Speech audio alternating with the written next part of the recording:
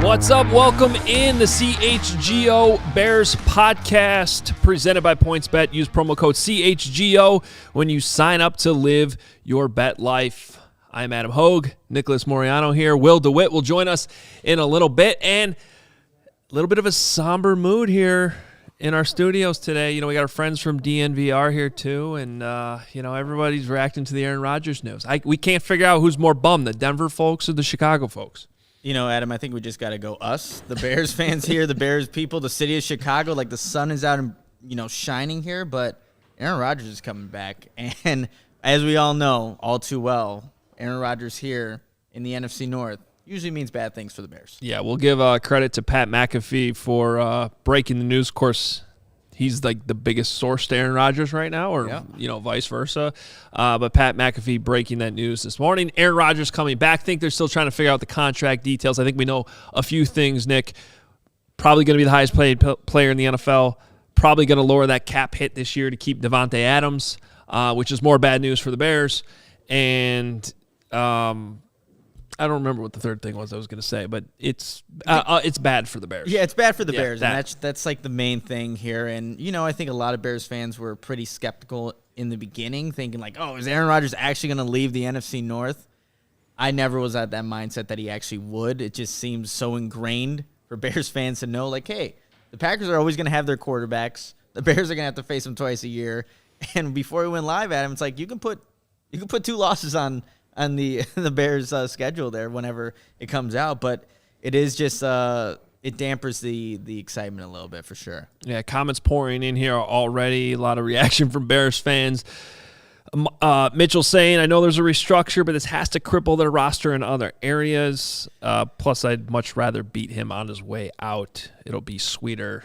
Look, I think you can't keep kicking the can down the road in the NFL with these contracts without it eventually biting you. But my guess is they're going to restructure enough of this stuff where they're going to be able to field a team that is clearly the favorite in the NFC North again in 2022. We'll just have to see. Eventually, I think this thing will come crumbling down like it has to. Rodgers is eventually going to retire. These contracts are eventually going to hurt them a lot more than they probably are right now. But, it's still bad news in the immediate for the Bears. It is, and look, they had a roster and a team that, obviously underperformed, getting knocked out by the San Francisco 49ers. So they still have a lot of pieces in place. And anytime you can get Aaron Rodgers and Davante Adams back and seeing what they are capable of doing consistently every single year, this obviously means bad news for the Bears and the NFC North as a whole because, had Rodgers had left, like, it would have been a pretty wide open field. I mean, just looking at where the Vikings are at, very similar to what the Bears are, bringing a new GM, new head coach, and the Lions, being the Lions at this point right now. But, that's the thing with the Packers. It's that even with Rodgers, they have, for the most part, underperformed. I mean, the one Super Bowl, but they're going to run it back, and they're going to bring back, when you bring back Adams, I think it just puts them in a spot to succeed moving forward. Saw a comment in here from Juan saying you still got to find a way to beat the Packers no matter what. And that it's true, but easier said than done. Yeah, right. And I think the history of both Brett Favre and Aaron Rodgers being in Green Bay, that's been a problem. Other than the one little window they had with Lovie Smith, where I think they went 7-3 against the Packers in a 10-game stretch. Other than that, literally the last 30 years, it's been totally one-sided. Adam, as long as I've been alive, the Packers have been dominating the Bears, and the quarterbacks there in Green Bay have just been, excellent. And, just being a Bears fan growing up, it's like you almost get used to it in a way, just knowing like, hey, the matchup in Green Bay most likely is not going to go the Bears' favor unless, there's outliers. Like 2018, I was at that last home game that the Bears actually beat the Packers at home, and, that was the outlier. But other than that, it's just been consistent dominance from that team. Well, so let's talk about this then. Now as your opponent, your competition within the division, it's really no different now. So my mind immediately goes to the matchups and, how do you fix this problem? Because I go back to that game at Lambeau Field this year, right? And they had no answer for Davante Adams. They had Jalen Johnson. When Jalen Johnson was on Davante Adams, they had an answer. But then Matt LaFleur, Aaron Rodgers, Davante Adams, they made a nice adjustment. They moved him into the slot, and Jalen Johnson couldn't go play the slot, and then all of a sudden they were exposed. So you still have to come up with the answer then in these two games that you have against Green Bay, whether that's, okay, I hope Jalen Johnson is working this offseason to figure out how to move around. But then again, part of this defense that we know about with Matt Eberflus, so much of it is based on having a nickel corner that you can rely on. So do they just go out and find the slot corner that can shut down Devontae Adams, which sounds makes easier said than done? Or is Jalen Johnson trying to round out his game where he can become that corner that can follow the number one wide receiver everywhere around the field? Yeah, and I think the big thing, too, is we were talking about this on the last podcast, it's how these other coaches can make these in-game adjustments. So Alan Williams is going to have a hell of a challenge here once when the Bears and Packers do play. That's bound to happen at some point. They saw what they can do in the second half or in that second quarter with that Green Bay game at Lambeau Field. So it's going to be up to whether or not this coaching staff wants Jalen Johnson to do that, and how do you actually adjust once it happens? Because we saw that once Devontae Adams did go into more of that slot role, was able to get away from Jalen Johnson, he got some production, and that game started to get away from the Bears, even though they did play a pretty good half of football there. Yeah, so here's the question that seems to start with Rodgers all the time now. Is he overrated? And I think it depends on where you are maybe in the country and your answer. It's hard. Although they're definitely, because I hear it from friends of mine too that are Bears fans. There are subsections of the Bears fan base that are like, whoa, this guy's only got one Super Bowl. Is he really that good? I'm just like, how can you deny his dominance against the team that you root for? But I guess I could see, if you're a fan in, I don't know, the NAFC team, like Kansas, if you're just a Chiefs fan, you're like, yeah, this guy, Patrick Mahomes already has as many Super Bowls as Aaron Rodgers, and he's been to more of them, right? I could see how you're like, oh, the guy's kind of overrated, but I don't know, man. It's hard for me to make any claims like that against Rodgers. It is, but, maybe, so if you're looking at just the NFC North, is he overrated? Absolutely not. He dominates the NFC North. When you look outside of that, maybe that's where that conversation can be had, because where his accolades outside of just winning the NFC North, and obviously a 4-time MVP, so obviously he's a very good player, but yeah, I think you're always going to come back to is but how many Super Bowls did he win? He beat a Bears team that didn't have Jay Cutler to kind of get to that Super Bowl and playing Pittsburgh there. So I think that's where the conversation can be had, whether or not Aaron Rodgers is, quote unquote overrated. But in terms of playing the NFC North, taking care of business there and getting that title every single year, it's I don't think there's any way to say he's overrated there. Well, and there's no question he did not play well enough in that playoff game this year against the 49ers. The special teams were a disaster in that game. Everybody wanted to blame it on that. But, man, they had opportunities on offense to step up and win that game. Guys, I just want to hop in. The chat's going pretty wild about this, but I just wanted to point out this one from Rob's Firearm Safety where he says, wouldn't it be perfect if Justin dethrones Aaron? That's my favorite. Well, and I like some of the attitude here, right? Regardless of if Rodgers is there or not, you have to find a way to start beating the Packers.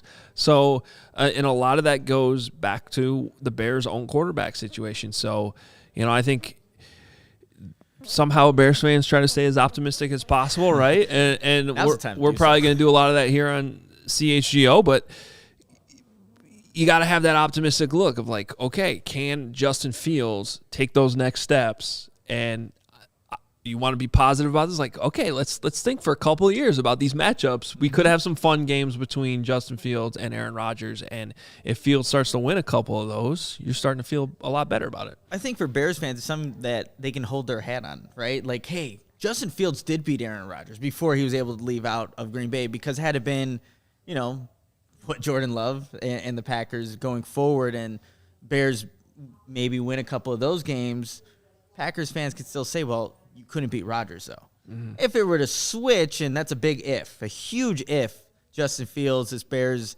under this new regime, if they can actually be competitive with the Packers, it's okay, we finally got it there at the end. Yes, you had dominated us for the past half decade and or more than that. Maybe that's what Bears fans kind of look towards, with Justin Fields possibly dethroning Aaron Rodgers. Yeah, if you're watching with us on YouTube right now, you can see super chat coming in from Bear Forever 14. I figured Rodgers would be back. Whatever. Just beat him already. Stop letting him walk all over us. I like it's a good it. attitude. I like that. Hey, I hope that Roquan Smith and Jalen Johnson and Khalil Mack and Robert Quinn are having that same attitude right now as they check their phone and see the news coming in. Like, you just got to take it personally and do something about it. Especially with the comments, last year at Soldier Field. Like, I know that maybe it was a heat of the moment for Rodgers, but still, the words were said, right? And for this defense, for this Bears team, it's like, when is this going to change? If it's going to change, like, we need to start with this new regime, this new mentality that this Bears team is hopefully embodying. But yeah, I completely agree with Bear Forever 14. It's time for him to stop walking all over the Bears. All right, now I've been on this for over a year now, but I think this gives us a clear answer that Jordan Love is not good. Okay. Oh yeah, yeah. Because there it is. Is Jordan Love a waste of a pick? Well, look, regardless of whether he's good or not, yes, he seems like a waste of a pick at this point. Like, if you're some of the early numbers that are coming out here, 4-year deal for Rodgers. I don't know if he ends up playing 4 more years, but by making this contract extension now, you're talking about Rodgers playing another 2 years, and that takes you to the end of the rookie deal for Jordan Love, unless they're gonna, pick up the 5th-year option on a guy who's never played at the quarterback position, which seems very doubtful. The bottom line here, especially when you consider their cap situation in Green Bay right now, if he was the next Aaron Rodgers or the next Brett Favre, they would be moving on right now. They'd be saying, we got to get to our young rookie stud here because he's a lot cheaper. He's not going to cost so much. We'll have the cap space. And so that pretty much answers that question right now. Oh, it absolutely does. Before we continue with this conversation here, Adam, we have a comment saying from Matt, love the U.S. curling hoodie. Watch the mixed doubles national championships all week. Yeah. Sweet. But, well, that's for my guy, Matt. I know Matt Sherry there. Oh, nice. A great member of the Chicago Curling Club, which is why he's jumping in there right. I wore this for you, Nick, because you're the one who's like jumping on the curling bandwagon. I think it sounds like a lot of fun, to be completely honest. When I saw you tweet about it, I'm like, curling, okay. Yeah. Get on ice and the stone and all that comes with it. Like, I have no idea how it goes, but it just seems intriguing and fun. We'll get you on the ice, I promise. We'll get you out there and have. Can I join too? I'd like to join in on the curling. Lawrence wants to join in. We'll get the whole CHGO Bears podcast out. Maybe we do the CHGO curling podcast at some point. Maybe in like 3.5 years. I'll do it in 3.5 days. Okay. I mean, I'm not ashamed to say, like, There's a market for it. Last night I'm streaming Canadian curling on my TV when I finally get the kids down. I mean, that's the life I live these days. I'm not ashamed of it. What time is that at? Like, when you're streaming? It starts at 7:30 or 8:30. The kids go down. Dedication. Nice glass of wine. Watch some curling. I like it. That sounds like a nice Judge Monday. me. I don't care. Sounds like a nice Monday. It was a nice Monday evening. A shout out to Kevin Cooey for the most ridiculous angle raise I've ever seen. I don't know. You don't know what that means, but it doesn't matter. Shout out. Yeah, well, hey, this was the big news. Had to start the show today, obviously, with Aaron Rodgers coming back, and it does not surprise me at all.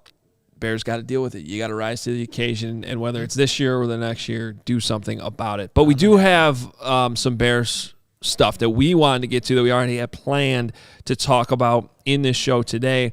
And I like this. And by the way, for those watching, feel free to jump in the comments with your opinion. But so we got some players that are pending free agents. Now, the Bears haven't re-signed any of these guys yet at this point. So we want to kind of pit them up against each other. If you could only pick between two of them, what would you do? Let's start with the big one, I think, here in our list that we were addressing, and that is James Daniels versus Bilal Nichols. So you have two guys that are still pretty young, two guys that I would say have been pretty solid. Nichols has probably outperformed his draft selection in the 5th round. James Daniels is kind of, you're probably hoping to get a little bit more out of him at this point as a 2nd-round pick. If you can only re-sign one of those two, which one are you going with? I think people in the chat who have followed me for a while know exactly where I'm going with this. Got to go with my guy James Daniels from Iowa. Obviously, me being from there as well. But I think when biased I heard is the word you were looking for. That is exactly what it is. But I listening to Ryan Poles at just in Indy. By the way, I got to call you out for something. Apologize for interrupting you. But when you asked James Daniels in the middle of the season about Iowa being the #1 team in the country, they immediately lost. I felt that was on you. Look, Adam Johns actually stopped me in the hallway when we were at Soldier Field. He's like, you just cost Iowa like their season. I'm like, I know. It's a lot to handle. You had to get the Iowa question in. You forced it in there, and you cost them their season. And Purdue just messed them up. But hold on. That's a whole. That's what Iowa does every season. They get to like 3 or 4 or 2, and then next thing you know, they lose to, like you said, Purdue or Northwestern is usually what the one. Don't say Northwestern like that. Say it like. Oh, right. They lose to Northwestern because that's how. I love going to tailgates in Evanston when Iowa plays there. But with James Daniels, when I was listening to Ryan Poles, he said something along the lines of there are certain O-linemen that need to be pressed.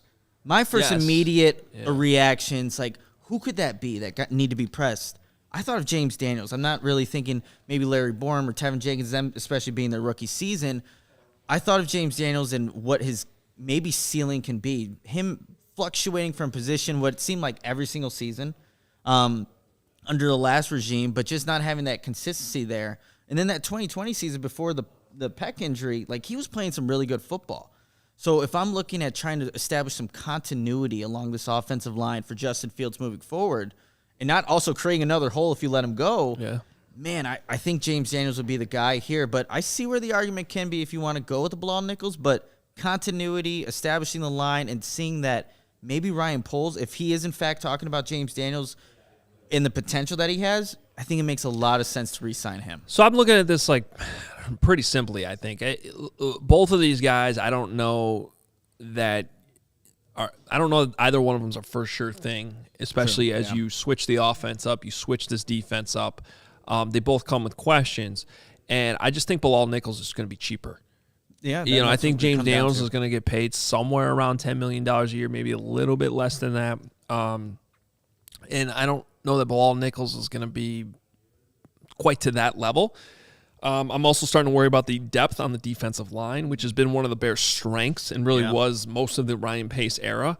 And you're already going to lose Akeem Hicks. Now, do I necessarily know if Bilal Nichols can be a great 3 technique? No. What I do know is he's moved around. Like, for him to jump in on the nose when Eddie Goldman wasn't there was very impressive. So I think he's already proven to be a versatile defensive lineman. And I would still say, can you go out and get a dominant 3 tech? Do that. But Bilal, can play so many different spots for you on that D-line in a pinch. And so I just think to ensure you're not killing your defensive depth and you're spending less money than you probably are in James Daniels, I would go with Bilal Nichols. And I'm just kind of looking through the chat. I mean, see Daniels, Nichols. So you're seeing, like, a mix of both in the chat here, which I think is maybe how the Bears are ultimately feeling at this point. But when we talk about Bilal Nichols and just the importance of the 3 tech, Alan Williams just said it. Matt Eberflus just said it. It's like, I think they want to have a guy there that they can trust, that they know can be just a focal point in that defense, how it frees up the linebackers, can get penetration. So they think Bilal Nichols can be that guy, and you can get him for cheaper at him. It could be the decision they make, but just kind of looking at the chat and our conversation could come down to money, but I think there are some question marks still when you look at both these players. All right, let's keep it rolling here. We got a couple more for you that we'll debate here. I like this one, as a special teams guy, of course.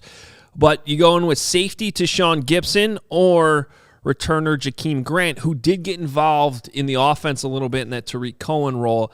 I'm not necessarily sure that's a role they're still going to rely on with Luke Getsy's offense, because that seemed very specific to what Matt Nagy wanted to do with that adjuster, as he called him. But Tashawn Gibson has been a solid player for the Bears. I feel like he is a definition of a replaceable safety. Like, somebody that you can find another guy to come in, and the Bears have actually been doing this for a while now. Like, Deshaun Gibson was actually one of those guys, right? Like, exactly. And honestly, the one they let it get away that they probably shouldn't was Adrian Amos.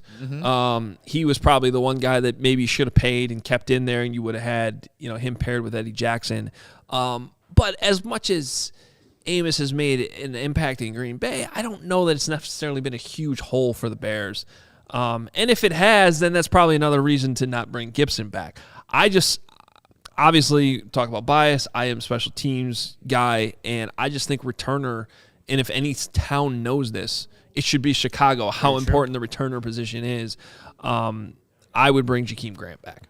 I agree with you there, Adam, just because of the impact he had. And honestly, coming in when he signed with Chicago, I didn't know how much of an offensive impact he would have, but we were all there for the Green Bay game. Mm-hmm. And yes, there was the return, the 97-yard touchdown, but there was also the deep 46-yard pass that he also caught in that game. So I think when you look at the two players, who can have more of an impact on a game and very sparingly, I think Jakeem Grant can do that. Like, Deshaun Gibson's not going to – I don't think he's going to win you any games. He's not going to lose you any games either. There were a couple of missed tackles that he did have this past season, but overall, like you said, he's been solid. And I think he can be replaced by, whoever that next safety – like, I wonder if a Deion Bush ever will get, like, that opportunity. I know I've been, I guess, a fan of him for a while now, but – I think when you look at the two positions, who can have more of an impact on the 2022 Bears, I think I'm going to lean with Jakeem Grant there. Yeah, I think so. And Deion Bush is interesting because he's been on the team for so long. Was he going to like year 7 now? Drafted in 2016, yeah. But he's never really had that opportunity. Never. There's usually a reason for that. Sure. I think when he's come in, though, he's been solid. But he also has special teams value, so I think that's part of the equation. All right, last one we're going to do, Byrd versus Damian Williams. I'll just start by this. I wouldn't be surprised if both these guys are just gone. Yeah, to be completely honest. I like Damian Williams. I like that signing last year. I think, with a little bit more of an opportunity, he's a solid depth guy at running back, but he's also seems to be a little bit specialized to the, like he was on the Chiefs and he came to the Bears. Like there's that Andy Reid, Matt Nagy offense. With the change in offense, I'm not sure that they're going to be as motivated to bring Damian Williams back. And, Byrd. I don't think he got enough opportunity. Like, again, that whole about entire a lot. offense. Yeah, you can say that about didn't like, really the whole offense. show a lot there. But Damian Williams, he does have the Ryan Poles connection coming from Kansas City. I don't know if that's any indication to like bring him back. And with Matt Eberflus talking about the emphasis of wanting to get that running game going and just having, a multitude of running backs that can fit that role with Montgomery, Herbert, potentially Williams.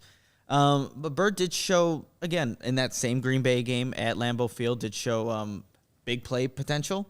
Again, didn't have enough opportunities. And then the 2-point conversion, I remember that play against the Seahawks. Like that was a hell of a catch that he made over, a couple of guys there in the back of the end zone to win that game for the Bears. So, but to be completely, I don't know if I have a preference. Like if I have to bring back Byrd or Williams, like you, I think they can both be replaced. Yeah, probably. All right. Well, that's kind of fun to go through some of the guys. I don't know. I mean, this is a big question as we get into next week. How many of these, they haven't jumped to re-sign anybody yet. Nope.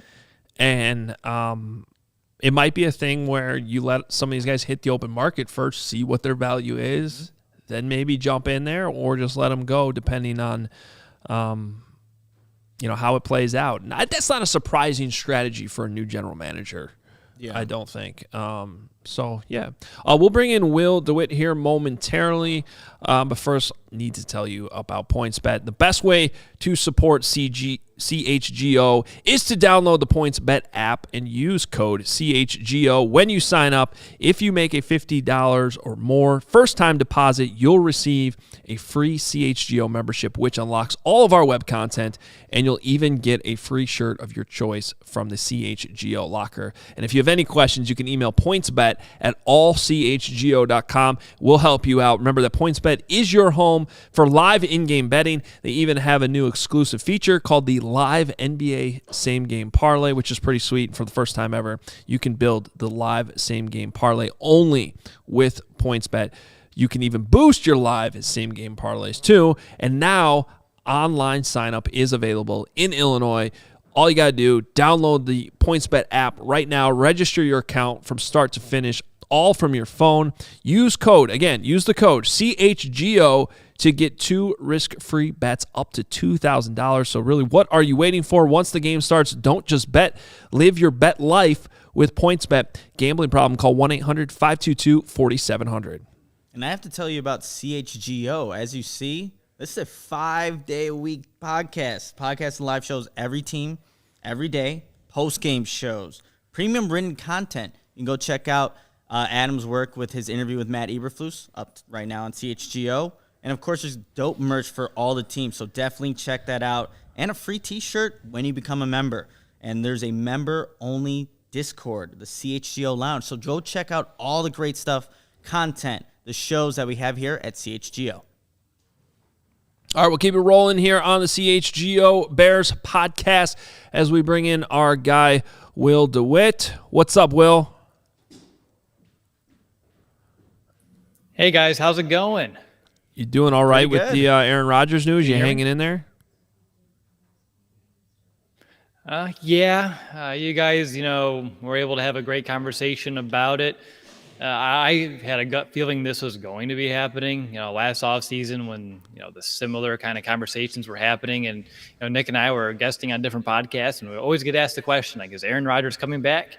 And I said, yeah, he is. And everyone's like, no, he's not going back to Green Bay. And I feel like we hear that every year. I know what it is at this point, Adam. Like, we're always going to kind of get our hopes up, but at the end of the day, he's going to, come back to the North. But yeah, I'm hanging in there. Do people really call you Will the Thrill DeWitt? No. That's a great comment, though. Thank you, Michael. That's interesting. I like it. I think I might run with it. All right, so we are going to move the conversation a little bit to free agents, and I think we're going to do a lot of that this week, actually. We'll kind of go position by position with free agency launching next week. Today, we're going to keep some of the conversation going from yesterday at the wide receiver position because I think we all realize it's a big need for the Bears right now. It's a big need for Luke Getsy, Justin Fields. Like, they need playmakers on that offense if they're really going to get this thing going. I think I would be surprised if they don't address that position both in free agency and the draft at this point. So let's dive in a little bit. And the one news item, too, we need to bring up from this morning is it does seem like Chris Godwin will be tagged or perhaps re-signed in Tampa. So that's one guy off the board. But we wanted to talk about kind of who's our guy for the Bears to go after at the wide receiver position. Will, why don't we start with you? Because I know you have somebody that you'd like to target. Yeah, no, absolutely. And I think all three of us know, like, it's slim pickings out there in the market right now at this position. And looking at it, I like a Russell Gage from Atlanta. He just turned 26, and when you watch him on film, he's a really good athlete. He's a really energetic and competitive player. I think he's someone that can kind of help establish this culture that the Bears are trying to establish in Hallis Hall and be a guy that teammates rally around and really like playing with. He's a guy, when you see him, at least schematically, he's a guy who can split the defense down the middle of the field. He can take him over the top. He also can take a screen and get it for a good chunk of yards. He fights through tackles, isn't afraid to go up for that ball at the highest point, even over the middle of the field. I just like watching, this guy play. And I think an area that he can help the Bears would be his red zone ability, whether it's the 50-50 ball, whether it's an in-breaking route where he's kind of posting up on a defender. He can usually make some damage down there in the green area of the field. He caught 60% of his targets in the red zone over the last 2 years with 6 touchdowns. Losing in Allen Robinson, you're going to need to find more red zone targets for Justin Fields. I don't know if Cole Kmet's that guy right now, so I'm looking for a receiver that can help him in this regard too. And really, when you look at Russell Gage, I think his ceiling could be a little bit higher with some good coaching, like with a Luke Getsy. He is a former 6th-round pick. He's probably someone, although this market's weird for receivers, that should be a 2nd to 3rd wave type of guy. Someone has that chip on their shoulder mentality that Poles was talking to us about down in Indianapolis. And, guys, at the end of the day, I think Russell Gage would be better than, a Justin Gage here in Chicago if you want to go back, a decade plus in our history. I would hope so. Yeah, I would hope so. Will, but, that was a guy that I had on my list of potential free agents. It's someone that I think could be an impact and just provide depth for a wide receiver room that doesn't have much as of right now. So, we usually think along the same lines here, Will, so I'm glad that continues here on CHGO Bears. A guy that I really like that I think just fits what Justin Fields kind of had it at Ohio State in terms of speed would be like a DJ Chark. And this is a guy, being 6'4" and being able to run 4.3, that's impressive in itself. But I think it would give the Bears an X receiver that currently isn't on this roster. You have, obviously, Darnell Mooney playing that Z role, but with a DJ Chark, and you look at the situation that was in Jacksonville with Urban Meyer and just everything that was going on there, I don't know if he had quite the opportunity to make that impact. He also had an ankle injury that limited last season to just 4 games. So this is a guy that I think does have a lot of potential still to do a lot of good things in this league. And given that Justin Fields had so much speed at Ohio State with Chris Olave, Garrett Wilson, man, Darnell Mooney, DJ Chark, having that speed element to that offense, I think you can see some good things going on there. I don't know if he's going to demand, he's not going to be in that top free agent target in terms of money. He's probably, below. Well, maybe Allen Robinson would be in the tier below that, but even like a tier 3 guy, if you're really looking to add somebody that, again, provides depth, has big playability, but I think would just get a better opportunity here in Chicago. Well, you stole my guy. It was bound to happen at some point. Yeah, you stole my guy. I was going to go DJ Chark too. And my logic on this is pretty simple. If a guy keeps popping up on NFL Red Zone on Sunday and they play for the Jaguars, they're probably pretty good. Yeah, true. And he's been doing that now for a while. Of course, coming off the injury, so you got to vet that. You got to make sure he's healthy. The ankle injury this year. But really, with the quarterbacks he's played for, because he didn't really. I think he had 4 games this year with Trevor Lawrence, and Trevor Lawrence didn't have a great season anyway. So with what he's been able to do, plus he's 6'4", he's a bigger guy. I like that signing a lot. So with him off the board, at least in this conversation, maybe this sounds crazy, but you know who my guy would be? Who would it be? It would be Allen Robinson. See, it would be Allen Robinson, because you look at this list, there's not a lot of guys that really stand out. And now I don't expect this to happen. I think the Bears are probably going to move on. I actually think Allen Robinson is more open to a return to Chicago than maybe people might think he is. But it's got to be at the right price, and he's going to want to go out and get paid. And maybe this market, the more and more you look at it, maybe he does get that contract he's looking for. I don't think it'll be quite what he could have gotten last year or what the Bears probably even offered him last year.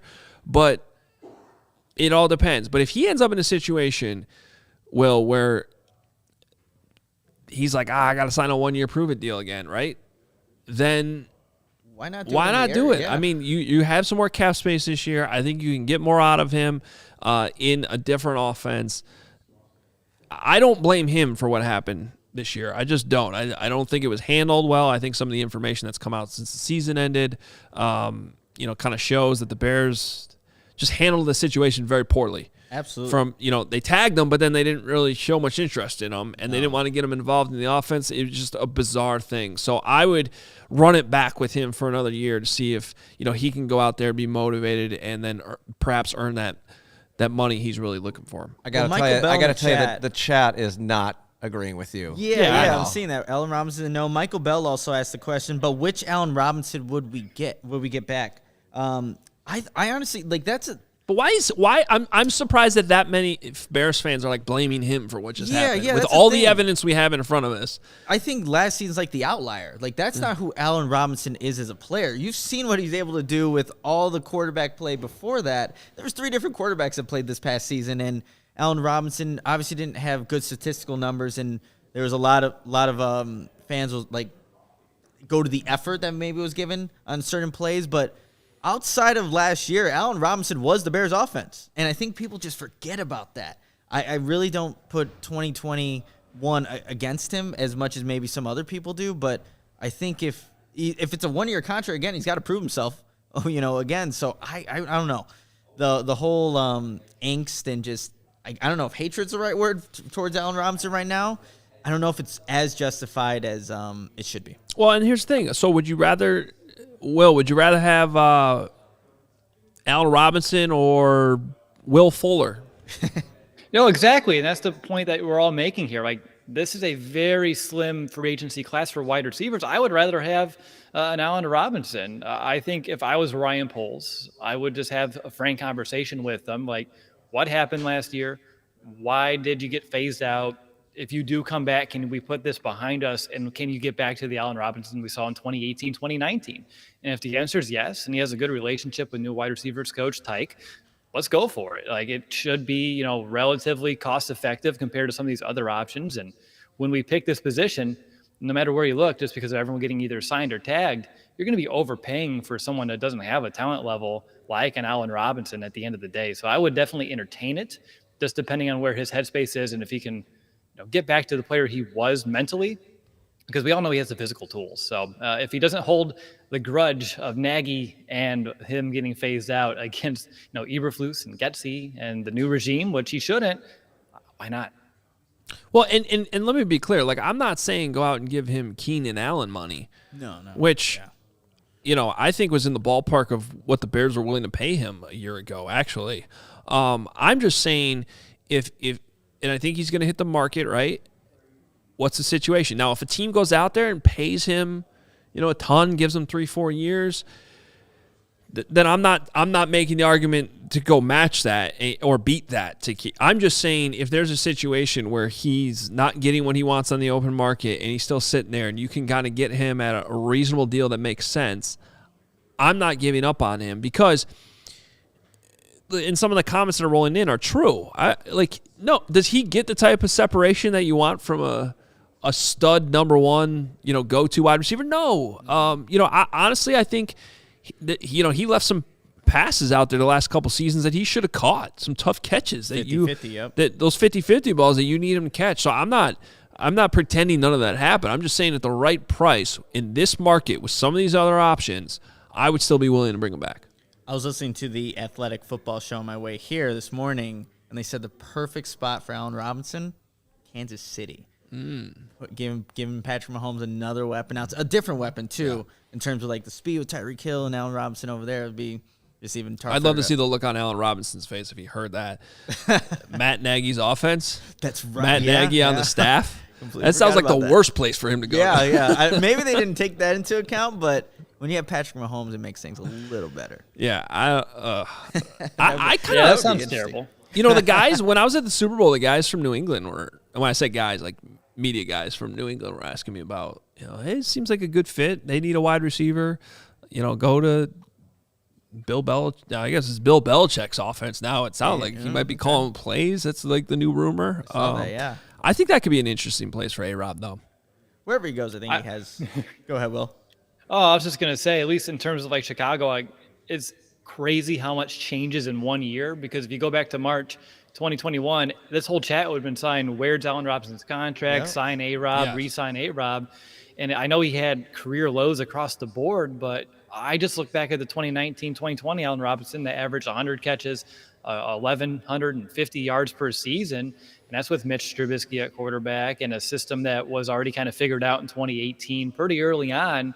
And he was able to really make some good production. And I still think he can fit in this offense. Again, we can always go back to Luke Getsy being someone that can even motivate him more, bring more out of an Allen Robinson too. Having an offseason to actually throw and catch with Justin Fields would be great. I think all three of us here were pretty irritated by the fact that Justin had 0 reps with Allen Robinson in preseason training camp.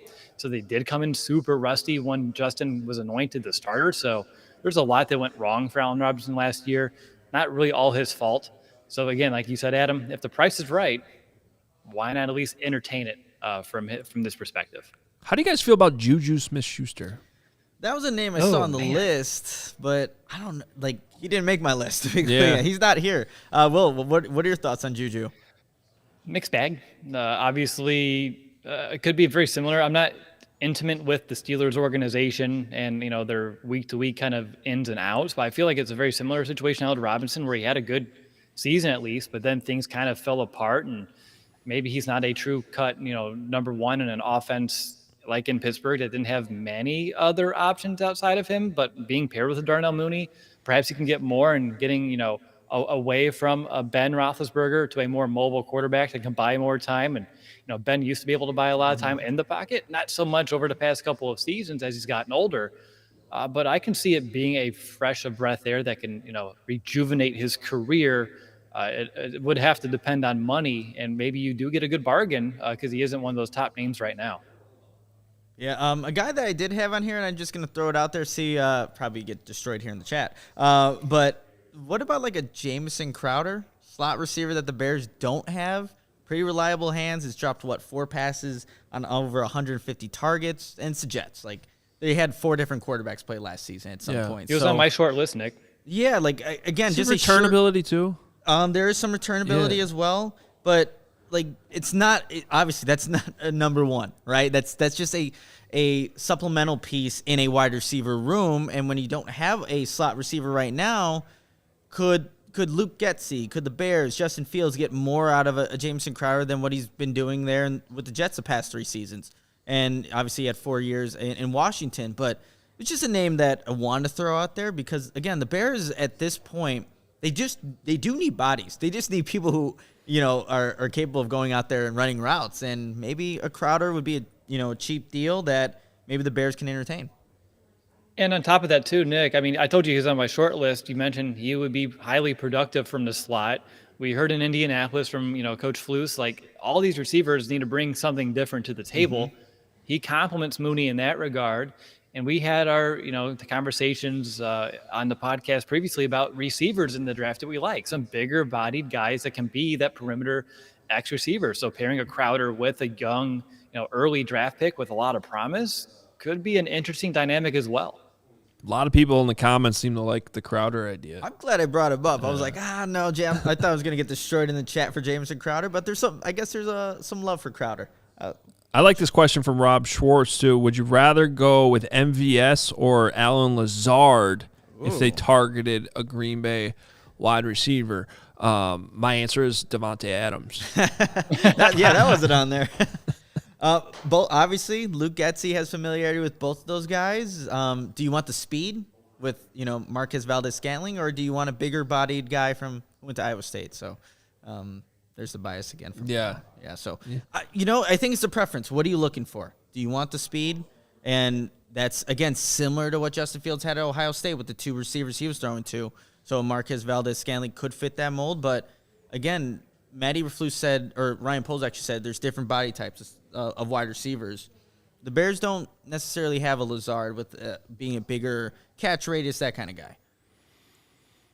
Yeah, I would kind of go with that same boat there, Adam and Nick. Having Lazard would be someone that I think could be more of a, go-to guy, someone that can, bully some of those smaller DBs as well. And I know we always talk about speed at the receiver position. That was the theme all of last offseason, and it didn't really work out so well. So there are other intangibles, other skills other than speed that we need to take to the equation here. I think, I'm just a podcast host. I'm just kind of giving my perspective here. This would be a great question for Luke Getsy. I would just defer to him. If I was Ryan Poles and he had the option to bring either one in, who do you want? And I wouldn't even ask why. I would just ask him, who do you want? And then go make it happen. It's hard to evaluate those Green Bay wide receivers because, I think on one side you could say, well, if they're sort of borderline targets right now and they have Aaron Rodgers as their quarterback, how good are they going to be if they go somewhere else? But at the same time, that passing offense is so heavily tilted towards Davante Adams that I could see certainly their agents making an argument they're held back there because Rodgers is always looking at Adams first, and I find that to be a compelling argument too. So I find those guys to be tough to evaluate. I like the Lazard idea, and I think, he'd probably come at a pretty decent price too. He always makes plays against the Bears, I feel like, too. It was on the shovel pass in Chicago, and then, if the pass isn't going to Davante Adams, it's there's Alan Lazard. He exists, and he makes plays on the Bears and their defense. So, yeah, I mean, that is a good point, though, Adam. It's so much is focused on Adams. How good are really these guys, or does Aaron Rodgers kind of hide some of the deficiencies that they have? We'll keep Will around here for our final segment of the show today. And we got some super chats coming up, so get those in. We'll address some of the questions coming in from our listeners and viewers right now as we have to get to some more from our friends at PointsBet. Yeah, if you enjoy CHGO, one way to help us continue to grow is to download the PointsBet app and use code CHGO when you sign up.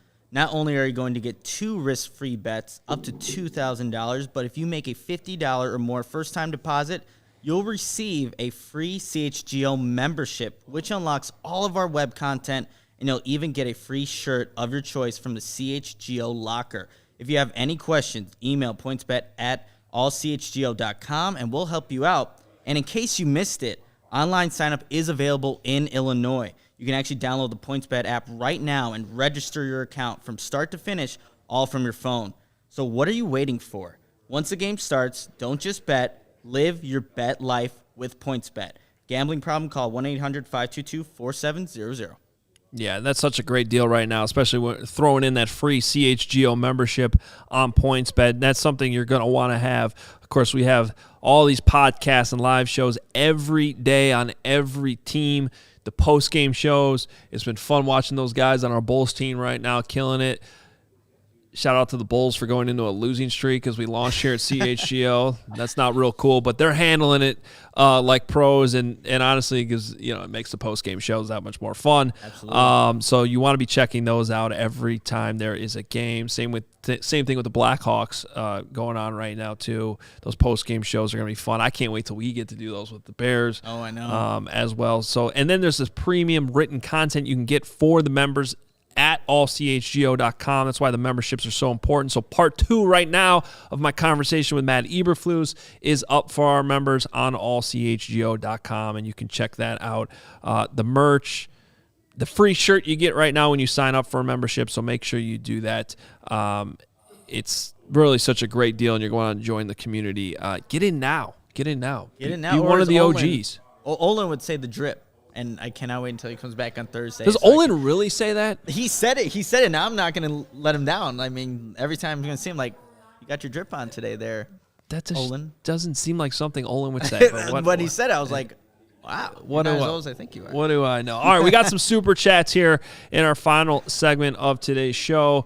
And we go right now to Mr. Myrtle, and this move by Green Bay has to make it more likely that Quinn gets traded right now because the Bears need picks and aren't winning this year. Okay, I was wondering what the connection was there. So basically you're just folding on 2022 because Aaron Rodgers is back. I can't argue with that too much. Look, I regardless of what's going on in Green Bay, I think, Ryan Poles needs to make a decision. Can you actually win? To me, it makes a lot of sense to trade either Khalil Mack or Robert Quinn. Yes, I'm sure Matt Eberflus is dreaming about having a defense with both of those guys coming off the edge. But what are you realistically winning this season?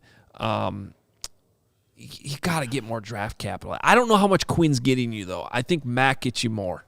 Yeah, I think Quinn is I would think it's a very limited market just because of his age. Yes, he had a fantastic season, one that I don't think any of us were really expecting. He also has a track record of his career going like this, though. So, he has those spikes, and then what are the chances he's going to fire? I mean, he's not going to have 19 sacks again next year. It's just unrealistic to think that way. I think you'd be happy if he gets to double digits again. Absolutely, and that's why I think if you are willing to trade one of the two, it's like I think Mack can still give you more. Again, a healthy Khalil Mack is someone that can change games, and other teams can see that and be like, well, can we get that? And what would be the draft compensation you would get for something like that? Because the Bears have 5 draft picks, are kind of in the top half right now in terms of draft or just capital, but they have a lot of guys they have to sign. You guys want my thoughts on this? Is that what we're doing, or are we looking for another super chat? No, jump in there on this. Then we'll get to the next one.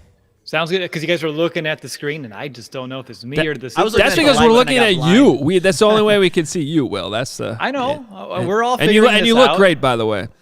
Thanks. It's the polo. I didn't know it was hoodie day or bomber jacket day. We'll all coordinate. Do we have the same eventually. polo, Will? Huh? Is that the same polo we have? Yeah, it's our shared polo. Nice. And it's not the Chicago Audible polo because he didn't like those. True. But no, with this one, if we need to get draft capital, which the answer is yes, between the two, like Nick, you said, you're going to get more out of a Khalil Mack than a Robert Quinn. For Quinn, I think you're lucky if you get like a 6-pack, and I would rather have Quinn on this roster than a 6th-round pick. And you could find, a little bit of a diamond in the rough there, but the chances of that aren't great. And I think adding a 6th-round pick for that just wouldn't make a lot of sense unless they restructure the deal as well, because you're probably looking at a decent amount of dead money too via that trade. I'm not a cap expert, Adam, and I've always been clear about that on my podcast. So if I'm wrong, please correct me. Yeah, I think just what the game plan is here to end up getting more picks is very interesting to me because I think there's a number of different ways you can end up with at least another third or another second. But the way you just brought that up, Will, is perfect because, like, what's more valuable, to have Robert Quinn and maybe what's his last NFL year for all we know, or a 6th-round pick? Like, in that situation, I'd probably say Robert Quinn still, right? But, you know, Khalil Mack or a 2nd-round pick, which is probably best-case scenario. Which one of those would you rather have? Because let's remember, like, 2nd-round pick is not a guarantee. But if you're telling me that you could end up with two 2nd-round picks, that can make a difference. What if one of those guys ends up being like David Bell from Purdue, a wide receiver who is just good. He just gets open and he makes plays, regardless of what his testing times are or anything like that. Like, in that scenario, it's always like, who are you turning that player into? And there's no guarantees, as the Raiders learned with all the draft capital they got. It didn't really turn into a whole much for them. Exactly right. And if you're looking at, 2 cracks in the 2nd round this year, plus an additional one in 2023, again, it would be hard stomaching letting a Khalil Mack go. I have his jersey, right behind me, framed up. Like, big fan of Mack. Loved what he was able to provide Chicago. And, if healthy and he's still here, I expect great things from him in this defense, going back down to a 4-3 defensive end. But at the end of the day, as Adam, you mentioned, it really will depend on Ryan Poles' assessment of this team and their current capabilities and what he believes they can accomplish this year. And he may not even know that until he gets his free agency class and we get a little bit closer to the draft. That's when he'll have a better understanding of what kind of team he has to kind of work with. And then from there, making some of those more, informed decisions. And I know you talked about too, finding ways to pick up an extra third. Would that mean, trading back down from 39? Because the Bears traded up last year to pick 39, and they gave the Panthers, pick number 83 as well, and pick number 52. So there are ways to get, those additional picks and have a few extra swings at the bat, in the top 100, which I think as all Bears fans, we would like to have, as many chances as we can with that top talent here to hit as many home runs as possible. Yeah. Well, again, like, and even if it's moving back in the draft, and that's maybe a good segue to here to something we had on our rundown too, is just what's your gut feeling about what the Bears do at number 39? Do they make that pick? Do they trade up? Do they trade back? I'll kick it off. I feel like there's a good chance they trade back. Okay. I think we spent every year of the Ryan Pace era talking about that.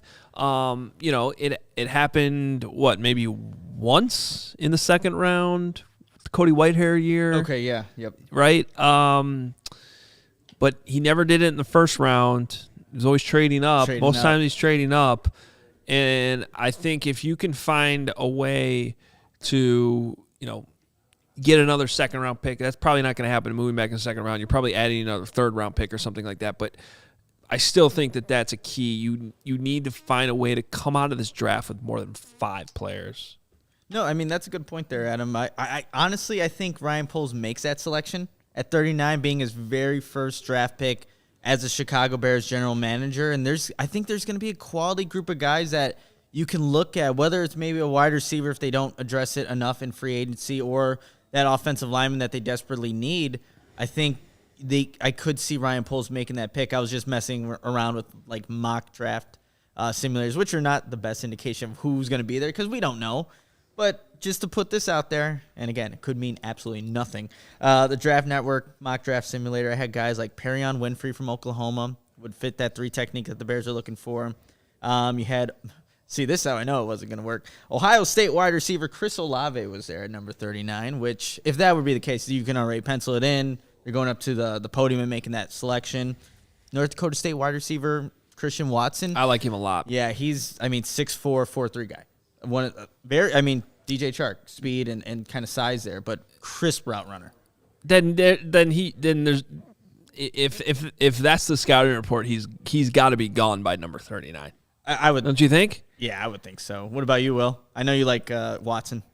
Yeah, obviously I'm a big fan of Watson. He's someone whose draft stock's rising so fast. It does worry me that he may not be there at 39.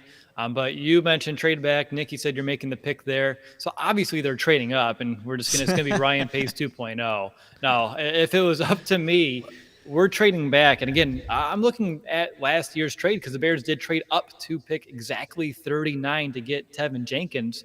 So if we flip it, the Bears would have this year instead 52 and 83 as well. So they would have 2 picks in the top 100, keeping their third as well, which I think is, I don't have it in front of me, it's like, 79-ish, give or take. So you have like 3 picks in the top 85. So I would take that and have a chance to get 3 potential players that can contribute right away, this season.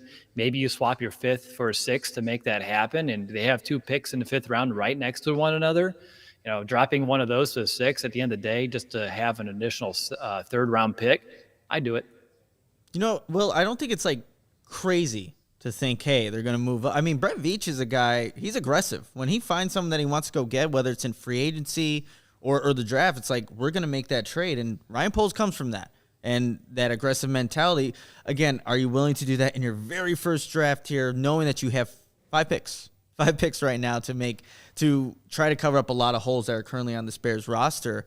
Maybe this isn't the year, but I don't know if it's like, if we hear, hey, Bears traded up, it wouldn't be the craziest thing to me, but I feel like I said, I think they make the pick at 39 and go from there.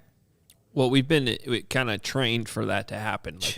Like that moment when you're watching the draft coverage, and it's like, a little dun-dun-dun-dun sound comes on, and it's like the Bears are trading up. Comes across the bot. It's like, oh yeah, here we go. Yep, this is what happened. So, wouldn't completely shock me either.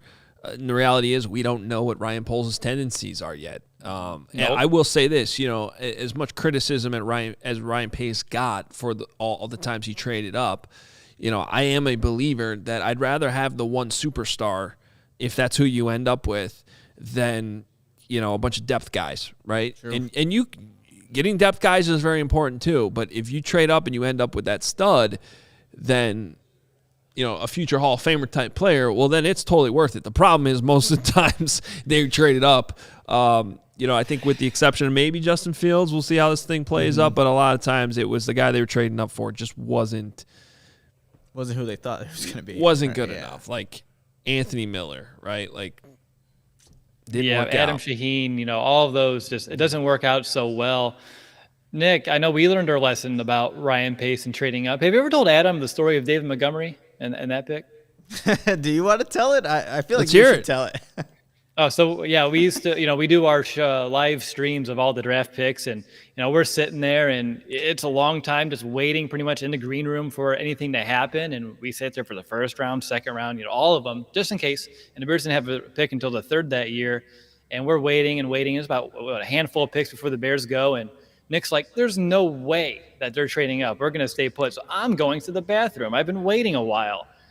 All right, as soon as Nick leaves and goes to the bathroom, as you mentioned, the chime comes on, the Bears trade up, and I'm texting Nick as he's in the bathroom, like, you better get on, the Bears trade up. He's like, no flipping way. And he's hurrying his business to get back on the show, and it was one of the most awkward transitions ever to kind of get in there mid-swing, but we made it happen. We made it work.